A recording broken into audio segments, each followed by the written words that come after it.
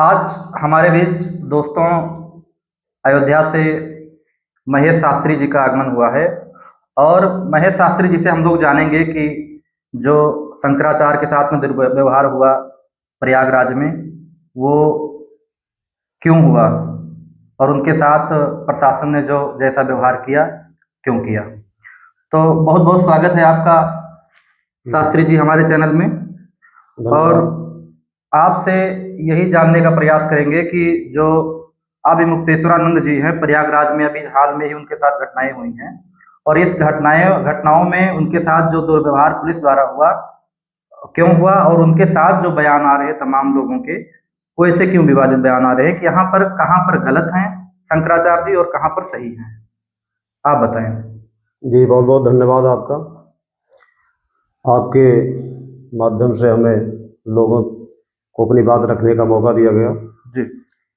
शंकराचार्य जी की जो परंपरा है, वो अपनी परंपरा के अनुसार जो है प्रयागराज में जब भी माघ मेला लगता है, चाहे वो महाकुंभ रहा हो या और भी समय में, वो अपनी परंपराओं का निर्वहन करते हुए हमेशा जो है गंगा जी और मौनी अमावस्या का स्नान, गंगा जी का स्नान, या जहाँ भी कुंभ लगते हैं वहाँ परंपरा एक ही प्रकार की है शंकराचार्य की, जी। और उसी का निर्वहन करते हैं। जी। उसी अनुसार हमेशा चले हैं और चलते आ रहे हैं।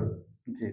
शंकराचार्य परंपरा जो है बहुत पुरानी परंपरा है, और उसी परंपरा के अनुसार शंकराचार्य जी स्नान करने के लिए मौनी अमावस्या पे जा रहे थे। जी। मौनी अमावस्या पर जाते समय पुलिस ने उनके जो रथ था, जी। पालकी, उनकी जो पालकी थी। हाँ पालकी, उसको कई लोग रथ भी कह रहे थे, जी। लेकिन पालकी से जो परंपरा है, पालकी से जाने से उसी के माध्यम से जा रहे थे वो। जी।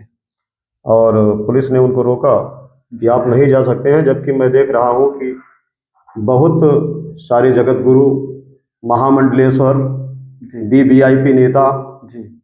सभी लोग आ जा रहे हैं। मैं भी प्रयागराज मेला में कई बार गया हूँ, एक एक महीने रहा हूँ, सेवा करने का अवसर मिला है माता का गंगा का।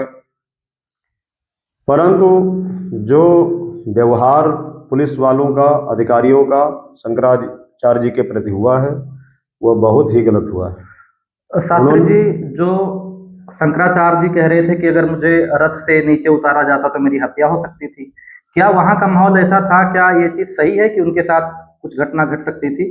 बिल्कुल बिल्कुल हो सकती थी, इसलिए क्योंकि शंकराचार्य जी एक पदेन गरिमा है और बहुत बड़ा स्थान है। जी। शंकराचार्य जी का मतलब स्वयं शंकर जी। जी। शंकर जी के स्वरूप माने जाते हैं शंकराचार्य जी, और हमारे सनातन धर्मी जो भाई बंधु हैं, बहुत सारे शिष्य हैं उनके, और पूजे जा रहे हैं। अनादिकाल से पूजा होती आई है, गुरु रूप में, शंकराचार्य रूप में। तो कहीं ना कहीं कुंठित मानसिकता वाले जो लोग हैं, जो उनको निशाना बना सकते थे, कुछ भी हो सकता था उस समय। जी। और शास्त्री जी, एक बात और बताना चाहेंगे कि रामभद्राचार्य जी कह रहे थे कि जब प्रशासन उनसे विनती कर रहा था, प्रशासन जी, उनसे आग्रह कर रहा था कि आप 50 मीटर की दूरी से जो है पैदल जाइए, तो ये कहाँ तक कहना सही था, कहाँ तक कहना गलत था उनके लिए? मैंने अभी कुछ देर पहले ही आपको बताया जी। कि शंकरा जगत गुरु श्री राम भद्राचार्य जी महाराज हाँ। की ही बात नहीं है। वहां पर बहुत सारे महामंडलेश्वर, बहुत सारे वीवीआईपी नेता, जी। मंत्री, विधायक प्रोटोकॉल के साथ में नोज तक जाते हैं, जहां पुलिस की बैरिकेटिंग खत्म होती है लास्ट में, जी। वहां तक गाड़ियां जाती हैं। और शंकराचार्य जी का भी यही कहना था जी। कि हम वहां तक जाएंगे जहां पुलिस की गाड़ी जा रही है, नेताओं की गाड़ी जा रही है, जहां तक महामंडलेश्वर की गाड़ी जाती है, जहां तक सतुआ बाबा की गाड़ी जाती है, वहां तक हम अपनी ले जाएंगे यात्रा को। जी। और उन्हीं शिष्यों के साथ में वहां तक यात्रा वो जानी थी, जी। लेकिन उस जगह पहुंचने से पहले ही पुलिस ने उनको रोक दिया। जी।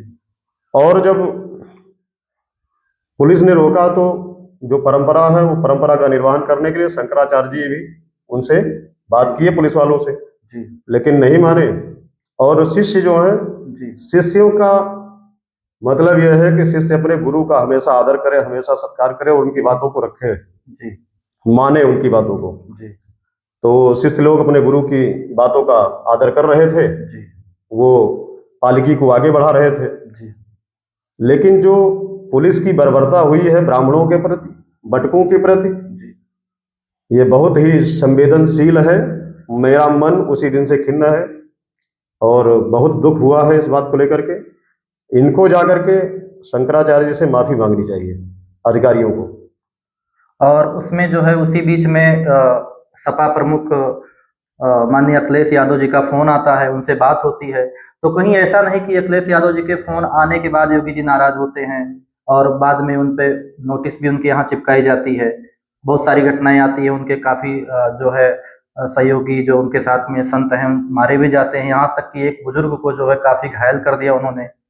तो ये चीजें देखकर शास्त्री जी आपको क्या लगता है कि ये संतों के साथ में सरकार किस प्रकार का जो है साथ दे रही है, किस प्रकार के उनके साथ हमले घातक कर रही है, ये कहाँ तक सही है, कहाँ तक गलत है?